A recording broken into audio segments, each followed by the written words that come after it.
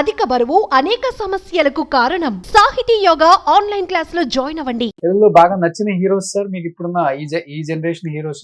అందరి పిక్చర్ నేను లైక్ చేస్తాను. బట్ పర్టికులర్ గా మనకంటూ ఒక హీరో ఉంటారు కదా?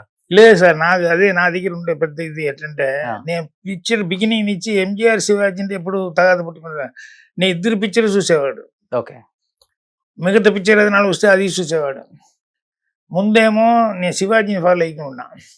తర్వాత కొంచెం కొంచెం మైండ్ మెచ్యూర్డ్ వచ్చేటప్పుడు ఎంజీఆర్ పిక్చర్లో మటు క్వాలిటీ, ఎవరు డైరెక్టర్ చేంజ్ అయినాలు, ఎవరు ప్రొడ్యూసర్ చేంజ్ అయినా కూడా క్వాలిటీ అనేది ఒకే మారు మెయింటైన్ అవుతుంది. అవును.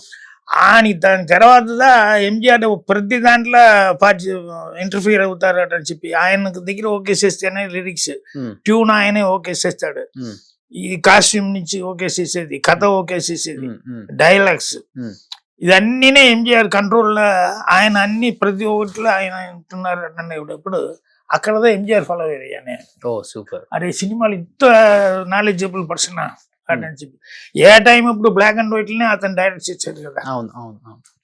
నాడోడి మన అంటూ అవును. సో అమార ఇప్పుడు నాకు మహేష్ బాబు పిక్చర్లో మహేష్ బాబు దగ్గర ఎందుకో నాకు నచ్చింది ఏంటంటే, వాళ్ళ ఫాదర్ పిక్చర్ అన్నీ ఎక్కువ చూస్తున్నాను.